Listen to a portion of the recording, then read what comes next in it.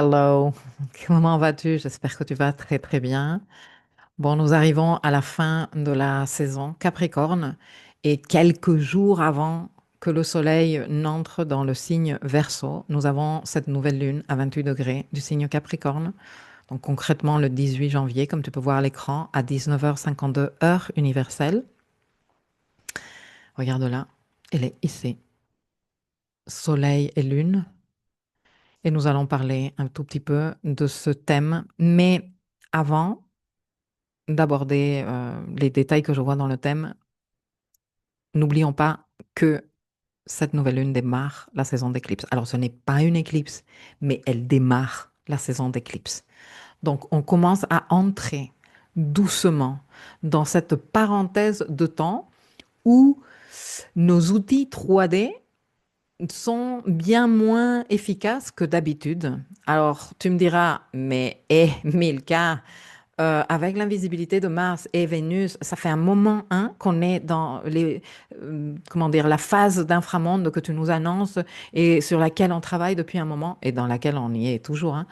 À quelle heure on va avoir nos outils 3D efficaces et productifs? Dans quelques temps. Sois patient. Donne-moi encore 8 petites semaines et là, on va être au taquet. Mais tout le travail de préparation que nous sommes en train de faire, tout le travail de clôture, de deuil, de ressentir ce qu'il faut ressentir, de clarification, de responsabilité, tout ce travail est fondamental pour que ce qui vient démarrer là dans quelques semaines, dans 3 mois, même pas, soit vraiment de qualité et que nous soyons tous à la hauteur de l'importance que ce début aura. Donc voilà, ne sois pas impatient ou impatiente. Fais le boulot qu'il faut faire en ce moment. OK? Donc bon, dans ce thème, dans ce thème, nous avons la Lune et le Soleil en conjonction, parce que c'est le principe même d'une nouvelle Lune, bien sûr.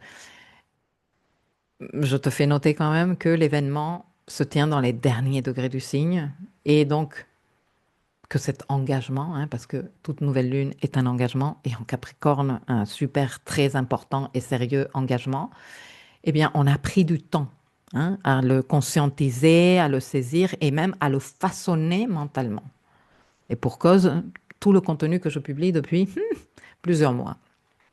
Donc, on arrive là à ce moment de, et maintenant, je m'engage, en sachant que la lune est out of bounds, donc hors des limites solaires, en condition d'exceptionnalité, et que cette lune en Capricorne out of bounds, je te l'ai décrite dans la capsule d'introduction du cycle lunaire.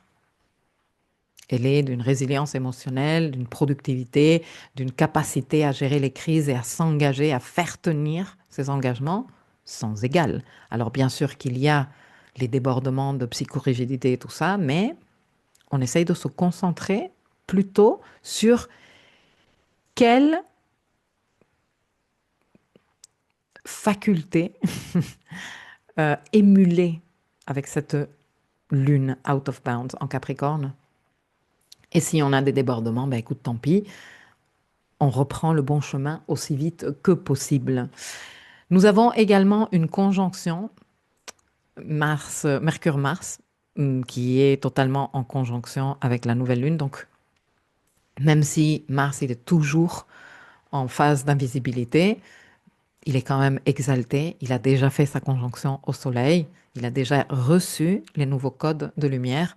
Ici, nous sommes à la troisième conjonction. Nous avons eu une suite, je t'en parle tout à l'heure, de conjonction Mercure-Mars. Et celle-ci est la dernière. Donc le travail de compréhension, il est déjà fait par rapport à quel est notre engagement, comment nous allons nous servir de nos ressources. Voilà, il y a tout un travail de maturation qui a été fait. Et même si le moment n'est pas propice à c'est bon, je mets le paquet, j'agis, parce que comme je te dis, nous entrons en saison d'éclipse. La saison d'éclipse vient toujours comment dire, nous désordonner. Nous avions dit, bah, c'est ça ce que je vais faire, et je vais prévoir un petit 2, petit 3, et la saison d'éclipse dit, nah, ça va être complètement à l'envers, et le truc que tu disais que tu avais le temps de faire, eh bien, il va se présenter de manière imminente dans ta vie pour que tu t'en occupes dans la seconde qui suit, et tout ce que tu avais prévu, ça va en cacahuète. Et c'est normal, c'est pas grave. Il faut savoir être dans cette souplesse de la saison d'éclipse. Et de toute façon, l'astrologie est en train de nous dire qu'il n'est pas moment d'agir encore, hein. Le moment viendra par la suite. Mais nous sommes de plus en plus clairs. Et là, nous arrivons avec cette lune, c'est pour ça que je dis sceller un engagement avec le réel. Là, nous sommes en train d'arriver à ce point où nous disons, je sais à quoi je m'engage et pourquoi je m'engage. Alors peut-être que je ne suis pas 100% sûre et je ne le serai peut-être jamais parce qu'au fur et à mesure qu'on avance, le chemin se clarifiera ou je saurai comment m'y prendre pour la suite. Donc je ne suis pas sûre de comment je vais faire à la virgule près, mais je suis sûre que l'engagement, il est là. Je suis sûre que je sais comment je vais ménager les ressources et voilà, et j'y vais avec cet engagement. Cet événement se tient chez Saturne, parce qu'en Capricorne, et Saturne, qu'est-ce qu'il fait? Regarde-le. Ben, Saturne, il est en train de, là, oui, en 3, 2, 1, il est parti du signe Poisson, hein, et de manière définitive. Il est là, oui, il est en train de clôturer ses derniers moments en Poisson. Il quitte le signe dans un mois, hein, presque, non, même pas, moins d'un mois, parce qu'il part le 14 février. Et il est en sextile à tout ce petit monde en Capricorne, donc un sextile terre-eau, bien fertile comme il faut, non? Avec tout ce travail que nous avons fait en Poisson, incroyablement puissant pour couper court à nos limites, pour redresser cette tendance new ageiste à nous raconter des salades, à nous traiter et traiter nos aspirations comme si nous étions des enfants et à commencer à mettre du sérieux là-dedans. Et c'est pas parce qu'on met du sérieux qu'on perd la foi, c'est pas parce qu'on met du sérieux qu'on perd la créativité, qu'on perd l'inspiration. Ça, c'est un travail énorme que nous avons fait avec ce Saturne. Alors, peut-être que tu n'as pas encore terminé, mais je suis quasiment certaine que tu as bien avancé dans ce sens-là. Et au cours de cette lunaison, nous avons cette dynamique de soutien. Hmm.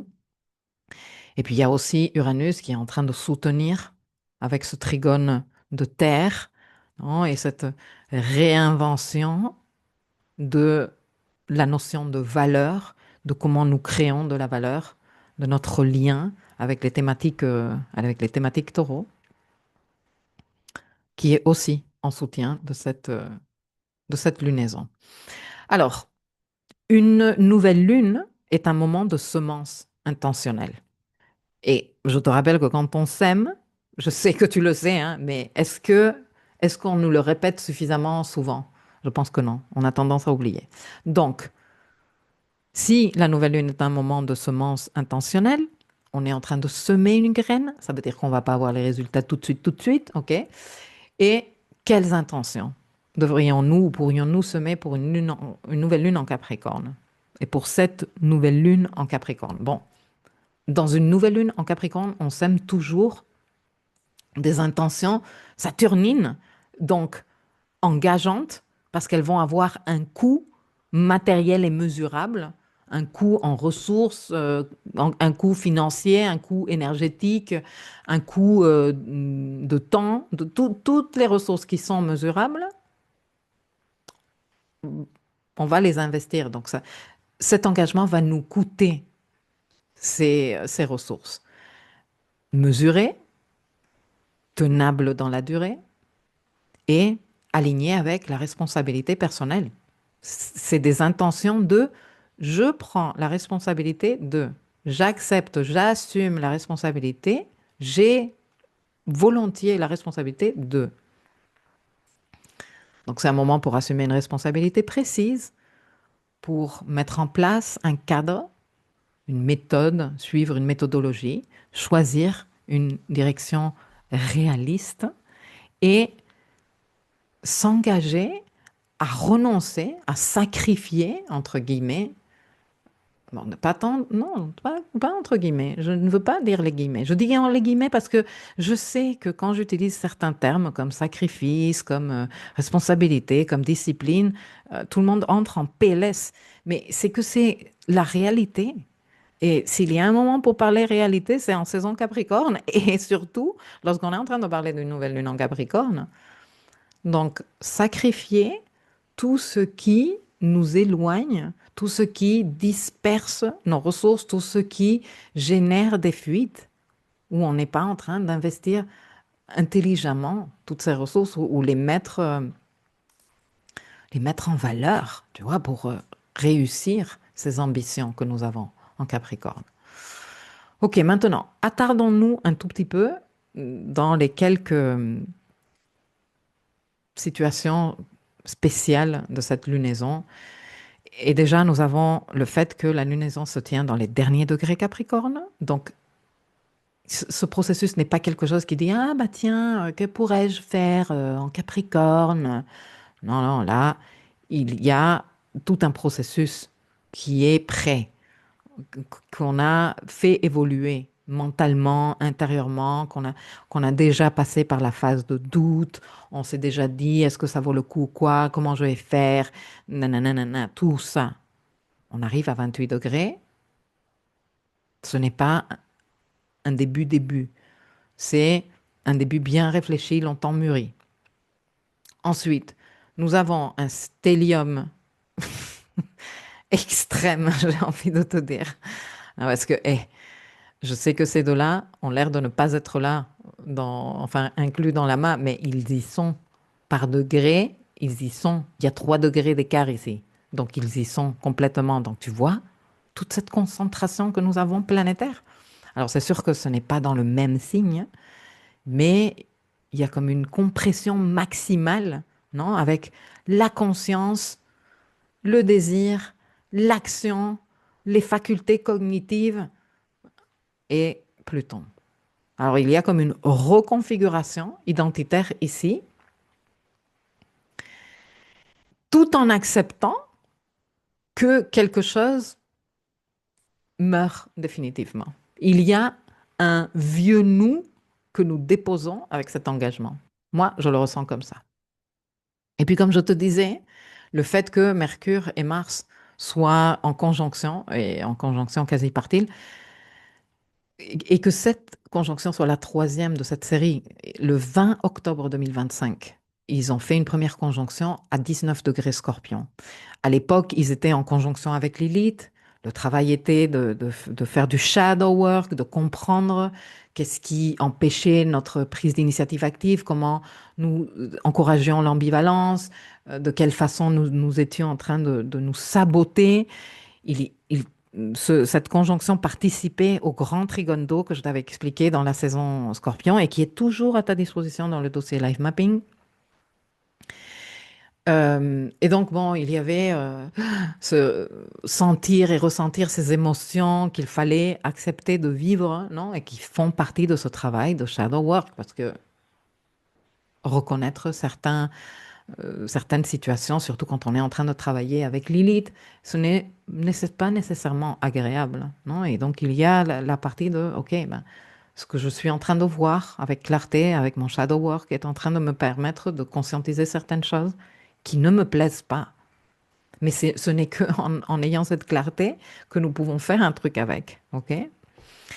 Ils ont ensuite fait une deuxième conjonction le 12 novembre 2025 à 6 degrés Sagittaire. À cette époque-là, Mercure était rétrograde et Mars, il était pile à l'entrée de sa phase d'inframonde. Il ne faisait aucun aspect aux autres planètes dans ce thème. Donc ils étaient tous les deux tout seuls là, à 6 degrés Sagittaire. Il n'y avait aucune planète par orbe qui conversait avec eux. Et à l'époque, je me rappelle que je t'avais dit, regarde comme c'est joli que dans les lois de l'inframonde que je t'ai présentées dans le dossier inframonde, une des lois dit ne jamais entrer ou partir dans l'inframonde sans avoir un allié qui soit dans le monde du milieu, qui nous permette de garder un certain discernement et une certaine lucidité. Et je disais, comment c'est euh, comment c'est intéressant de voir que Mercure est en train de faire ce rôle, non? De, d'ancrage dans la réalité pour le parcours de Mars dans l'inframonde. Et nous arrivons ensuite ici, 18 janvier 2026, où il se retrouve à 26 degrés Capricorne. Mars, il a déjà fait sa conjonction au Soleil. Il est toujours en phase invisible, mais il est, disons, dans la phase de sortie de l'inframonde. Alors, tout n'est pas fait. On n'a pas terminé le boulot d'inframonde. Mais, comme je te dis, à un niveau intentionnalité, on est bien plus clair par rapport à comment on va s'y prendre. Et par rapport à le coût réel de cet engagement aussi, en question de ressources, parce que Mars en Capricorne, il sait parfaitement comment on fait avec les ressources. Nous avons ensuite le Saturne en Poisson qui est en fin de course, et donc fini les illusions, fini les engagements flous, fini les flottements, fini les fuites, fini les no limits. Alors, je n'ai jamais non plus une approche de fini à jamais et tout est complètement... Non, non, fini ce que nous avons été en mesure de conscientiser. Hein, chacun à son niveau. Et si toi, tu as pu identifier deux fuites et tu t'es dit, ben, ces deux-là, elles se terminent, ça ne veut pas dire que tu n'as plus du tout de fuite dans ta vie, mais que le fait d'avoir conscientisé celle-là et de t'en occuper, ça va t'aider pour cet engagement qui démarre ici. Nous avons aussi cette opposition large opposition à Jupiter et le fait que Jupiter, il est toujours au carré de Chiron en Bélier. Et donc, tout ce travail que nous sommes en train de faire, toujours, il est là, non, de sécurité émotionnelle, de confort émotionnel, le Chiron en Bélier et la blessure d'affirmation, la peur de s'affirmer, l'hésitation à prendre sa place et l'invitation à avancer malgré l'inconfort. Non? Il y a un certain inconfort qu'on est en train de grandir. Ça, c'est quelque chose que j'ai aussi travaillé dans des leçons par rapport à Chiron, non? Que la douleur de guérir. La douleur de guérir, elle fait mal. Et il ne faut pas confondre la douleur de je suis en train de me cramer, et ceci est extrêmement douloureux, mais c'est une douleur malsaine, ça ne me sert pas à évoluer, à cette douleur est une douleur de guérison.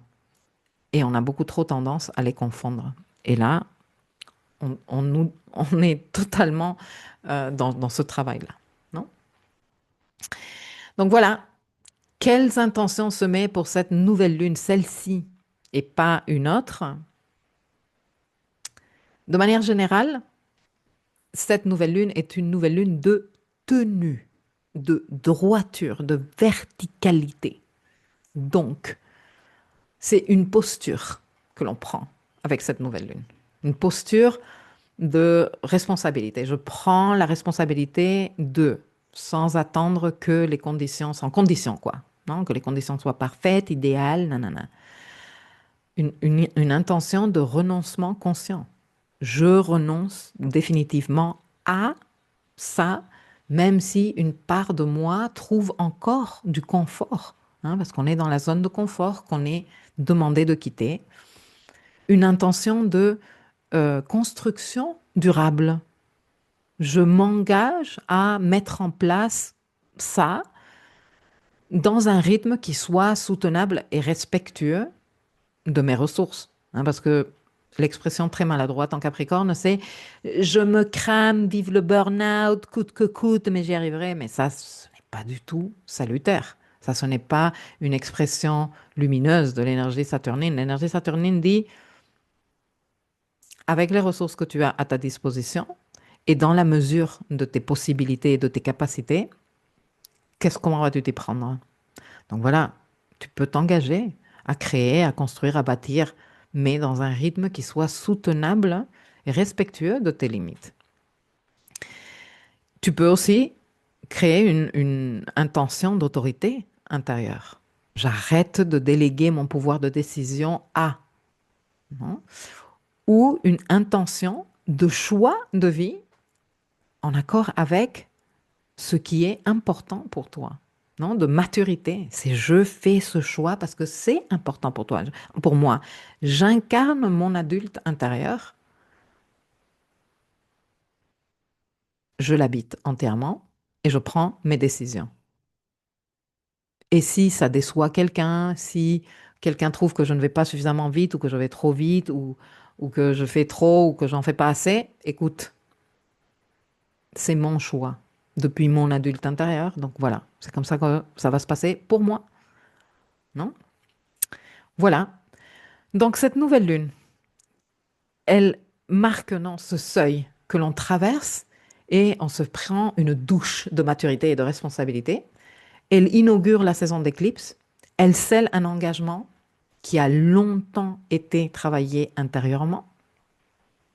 Des intentions qui ne cherchent plus l'approbation ici, mais une cohérence avec la réalité que nous vivons et la capacité à assumer des responsabilités. Et ce qui est choisi ici ne sera pas confortable tout le temps, je te l'annonce déjà, mais a vocation à fructifier.